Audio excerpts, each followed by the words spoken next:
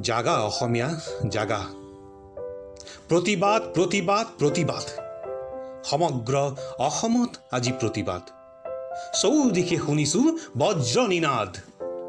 জাগা অসমীয়া জাগা, স্বাৰ্থ মাথো এটাই, অসম অসমীয়াৰ কৰাৰ।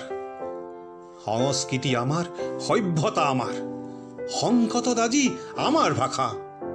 জাগা অসমীয়া জাগা। মানি ল'ব পাৰিনে লাচিতৰ দেশত বিদেশীৰ দপদপনি? নেওচিব পাৰিমনে শ শ শ্বহীদ পৰিয়ালৰ বিননি?